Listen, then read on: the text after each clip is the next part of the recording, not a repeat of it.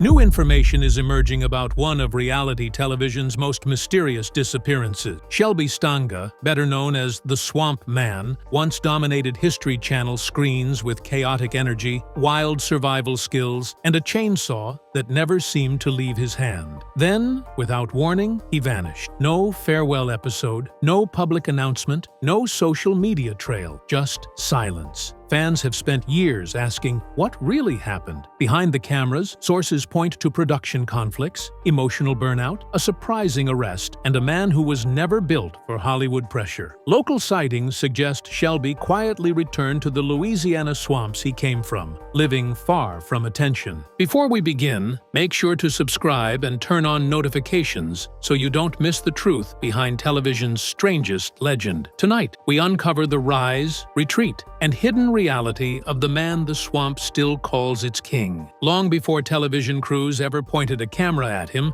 Shelby Stanga was shaped by one of the most unforgiving environments in America, the swamp forests surrounding Ponchatoula, Louisiana. Born around 1960, Shelby grew up in a world where the croaking of frogs drowned out radio static and where electricity and paved roads were luxuries, not guarantees. His family lived deep enough in the wetlands that storms rattled the walls and black water pooled at their doorstep. Most children learned multiplication tables. Shelby learned how to navigate murky channels without tipping a boat. Shelby's mother, fiercely protective and suspicious of outside influence, famously kept him out of public school. She feared city culture, peer pressure, and the poison of modern ideas. Instead, she taught him to read from hand-me-down books and to write by lantern light. Shelby's classroom was the marsh itself. The lessons weren't graded with letters, but with scars, close calls, and survival instincts. By 8 years old, he could row alone through flooded timber. By 10, he could identify venomous snakes from a single slither. At 13, he dragged heavy sinker logs from deep mud to sell for cash. Work grown men avoided. Neighbors whispered about the strange boy with tangled hair who disappeared into the woods at sunrise and returned smelling like moss, sap, and gasoline. Some claimed they saw him hauling logs as big as small cars with nothing but rope and raw determination. Others swore he spoke to his chainsaw like it understood him. The stories blurred legend and truth, but everyone agreed Shelby was not like other kids. Without classmates or playgrounds, he developed his own vocabulary, slang, invented phrases, and a thick swamp accent that confused outsiders. He didn't care. Fitting in never ranked on his list of priorities. Instead, he learned how to listen to the swamp, the way wind changes before a storm, how silence warns of predators, and when the water hides something that wants you dead. This isolation created a personality television couldn't fabricate. While other kids dreamed of being astronauts or baseball players, Shelby dreamed of surviving whatever the swamp threw at him next. His childhood wasn't lonely. It was training. And by the time cameras arrived decades later, viewers weren't watching a character. They were watching the final product of a boy raised by mud, storms, and instinct. One who would soon become a legend the industry had no idea how to handle. Before television ever entered the picture, Shelby Stanga had already become a whispered name across Louisiana's bayou culture. Fishermen, timber salvagers, and boat mechanics all had a Shelby story. Some claimed they saw him drag a half-sunken log the size of a car through knee-deep mud, swearing he laughed the whole time. Others swore he once dove for hours under murky water to retrieve timber older than the Civil War. Outsiders assumed these were tall swamp tales. Locals rarely disagreed and never corrected them. To them, Shelby wasn't unbelievable. He was simply Shelby. By the late 2000s, word of this wild, chainsaw-toting woodsman reached television producers searching for new faces for the History Channel's Axemen. When they walked into Ponchatoula, they expected to audition dozens of characters. Instead,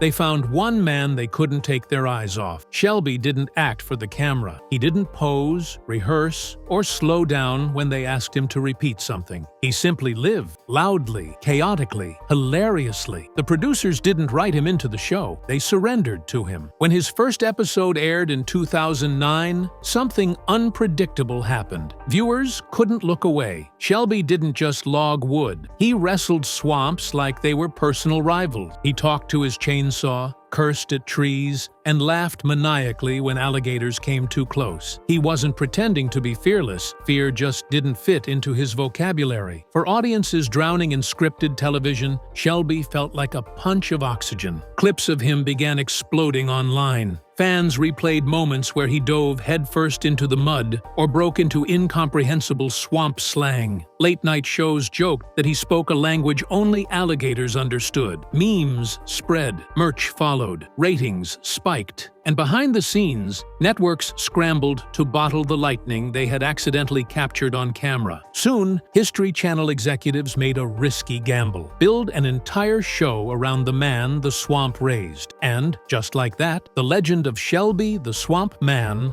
was born. For the first time, viewers weren't watching someone's job. They were watching someone's life. No script, no direction, just raw, unfiltered swamp energy. But the entertainment world wasn't ready for what came next. Cameras had found a star, but they were about to learn something important. You can't control the swamp, and you definitely can't control Shelby. As Shelby's popularity skyrocketed, television executives believed they had struck gold. Millions tuned in not for the logs or the machinery, but for the unpredictable man in the mud. Suddenly, production crews followed him everywhere: boats, swamps, abandoned lots, even grocery store parking areas. Viewers demanded more, and the network's answer was simple: film everything. But that constant attention was the first pressure wave Shelby had ever felt. He grew up answering to storms, not directors. In the beginning, Shelby tried to cooperate. He signed releases, allowed cameras to trail him, and shrugged off questions about where he lived. But as the spotlight intensified, something subtle began shifting. Crew members whispered he didn't like being told when to talk, where to stand, or how long to hold a tool for the perfect shot. Even small requests, like resetting a chainsaw pull, triggered his temper. Friends back home noticed he started avoiding certain places, afraid someone would recognize him. Reality TV had turned Ponchatoula's swamp ghost into a public spectacle. Producers pushed harder. They wanted bigger moments, wilder reactions, louder laughs. They needed to feed the machine they built, and viewers unknowingly demanded his exhaustion. Shelby, however, had never been a performance. He was real. And the moment television tried shaping him into something marketable, the swamp began to rebel through him. Episodes showed glimpses: a quieter Shelby, long pauses where laughter used to explode, irritation flashing behind his eyes when asked to repeat a scene. The editing team trimmed those moments, hoping to preserve the legend. But eagle-eyed fans saw it. The man who once sprinted across fallen trees now stared into space, as if counting exits. Then came the outside world, banging on his door. Fans approached him at gas stations, in hardware aisles, even along backwater boat ramps where privacy once lived. They wanted signatures, selfies, a laugh, like on TV. Some didn't understand no. Others treated him like a character instead of a human. Even regular conversations became performances, and Shelby was never built for rehearsals. Friends say he started disappearing between filming blocks. He stopped answering producer calls. One cameraman admitted that halfway through a shoot, Shelby wandered off for hours. He didn't warn anyone. He just needed to breathe. Cameras waited. Directors panicked. Shelby returned muddy, smiling,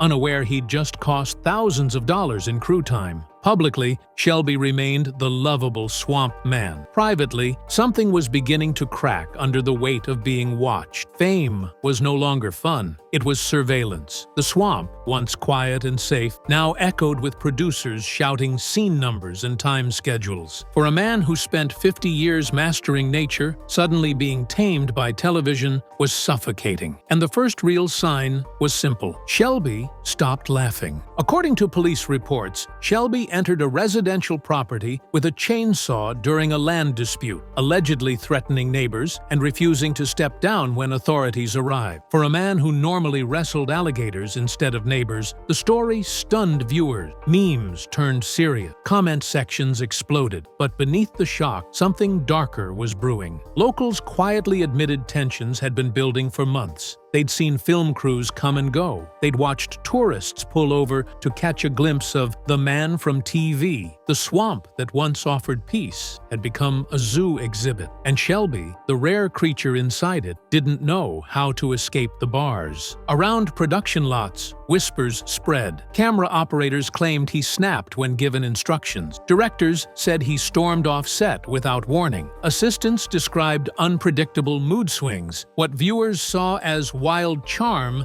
now felt like unmanaged stress and exhaustion. The rumors multiplied. Some insisted he demanded higher pay and refused to return unless compensated more fairly. Others claimed he was furious about how the show edited him, turning real struggle into punchline comedy. One producer allegedly said, "Shelby doesn't want to be a character, but television needs characters." Fans noticed something haunting. In his last few episodes, the chaotic grin faded. His iconic laugh softened. He rarely joked back. Shadows settled under his eyes. It looked like the spotlight was peeling away layers nobody saw coming. Then, just as suddenly as he arrived on America's screens, Shelby vanished from television. No farewell, no goodbye promo, no official explanation. One season ended, and the swamp door slammed shut behind him. The spin-off show couldn't survive without its heartbeat. Networks remained silent. Shelby stopped responding to interview requests. Public appearances ceased. It was as if the man who never feared the wild had finally become afraid of the world watching. And online, one question echoed louder than any chainsaw. What happened to Shelby Stanga? After the 2014 arrest, fans expected Shelby to return and address everything. Instead, he vanished. New seasons aired with no mention of him, no farewell footage, no official statement. It was as if producers quietly erased the Swamp Man from the lineup. Viewers flooded comment sections asking where he'd gone, but silence was the only answer. Rumors spread fast. Some said he refused to sign another contract. Others believed he was tired of being edited into a cartoon character. Crew members hinted he was simply exhausted, mentally and physically. Off-camera, Shelby's smile had faded. Locals, however, weren't surprised. They claim he returned to Ponchatoula like nothing happened, repairing boats, salvaging logs, joking with neighbors. He was often seen with his wife, Donna, who many say helped shield him from attention once the spotlight grew too hot. Occasional blurry fan videos appeared online. Shelby pumping gas, buying hardware supplies, dragging timber through mud. He never looked sick, angry, or unstable. He just looked free. To fans, he's missing. To the swamp, he's home. And once the cameras stopped rolling, Shelby didn't chase fame. He walked right back into the woods and let everything else fade behind him. As the years passed, pieces of the puzzle began to surface. Former crew members hinted that Shelby wasn't just tired, he was overwhelmed. The man who spent decades alone in swamps suddenly found himself under lights, surrounded by producers, microphones, and deadlines. What fans loved as chaotic energy producers quietly labeled unpredictable. Behind the scenes, whispers suggested Shelby developed anxiety after fame hit. Not the dramatic Hollywood kind, more subtle. He stopped answering calls. He avoided crowded stores. He turned down interview offers with no explanation. To someone raised off-grid, constant attention can feel like a cage. Friends say the arrest wasn't the cause. It was the warning sign. Fame was changing him. Pressure bent him. Cameras magnified every flaw, every misstep. And for a man proud of being real, being edited into a joke felt like betrayal. Psychologists say this isn't uncommon. Reality TV often pushes characters past their limits. And when the cameras turn off, many collapse quietly, unseen.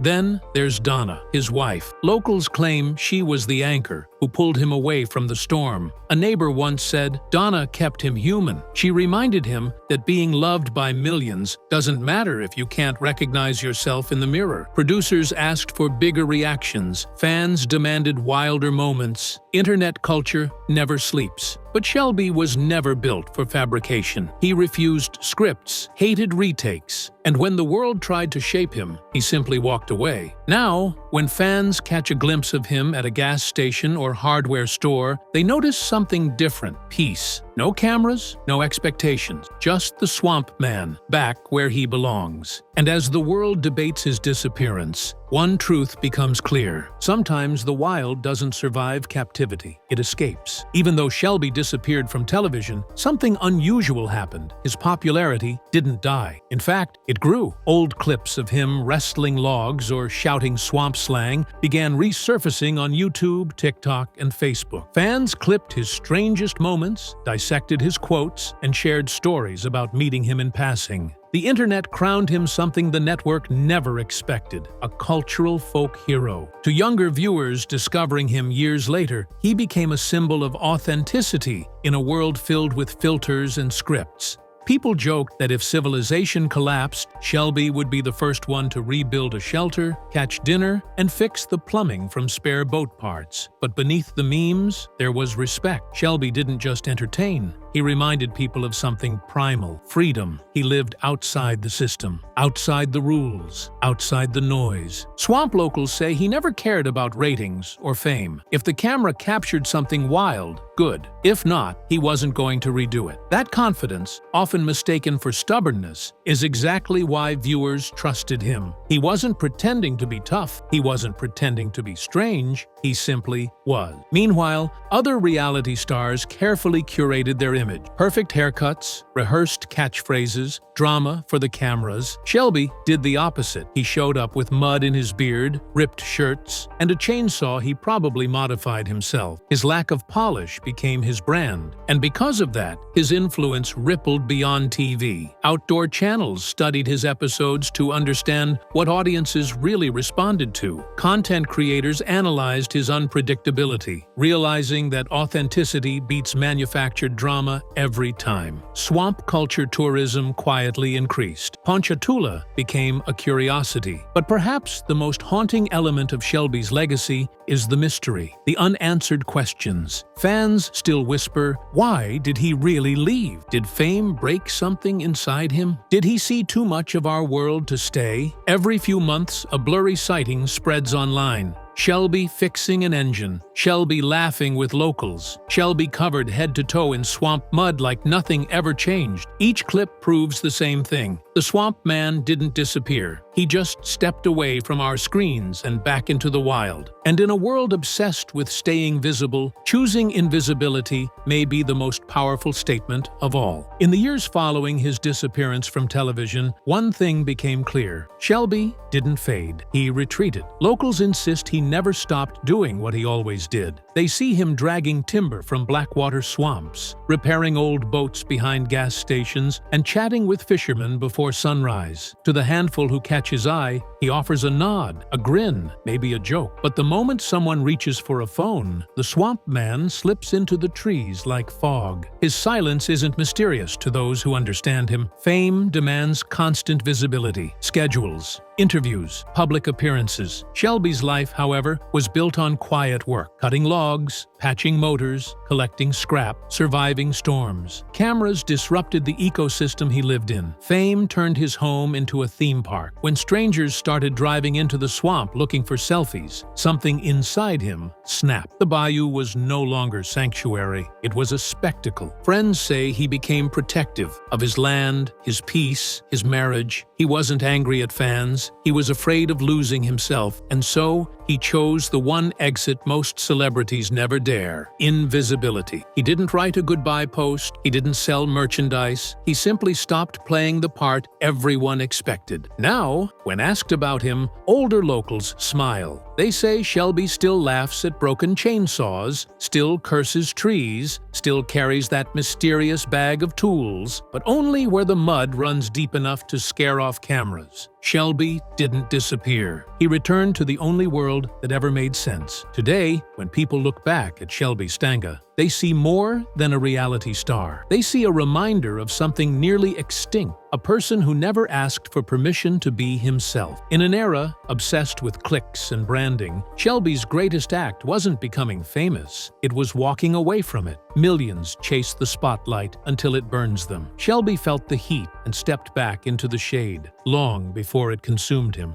His story now circulates between fans like folklore. Half of it is truth, half of it legend. Exactly exactly how swamp stories are born. Some swear they saw him haul a submerged log the size of a car with nothing but a rope. Others insist he once survived a hurricane in an abandoned fishing shack. Maybe it's true. Maybe it doesn't matter. What matters is the feeling he left behind. Raw, unfiltered authenticity. Television moved on, cycling through louder personalities and flashier formats, but none captured the same lightning Shelby carried in his veins. Clips of him still surface daily, pulling in new generations of viewers who can't believe someone like that was ever real. And then they learn he is, right now, somewhere in Ponchatoula, walking the waterline, chasing another sunken treasure, laughing at something only he understands. He never released a goodbye statement because he didn't need to. His exit was simple: cameras off, chainsaw on, swamp ahead. And in a world begging for attention, disappearing is its own legend. So if you ever find yourself driving past muggy Louisiana backroads and hear something buzzing through the trees like wild laughter mixed with a chainsaw's roar, don't panic. Somewhere out there, the Swamp Man is still working. Not for ratings, not for applause, just because that's who he's always been.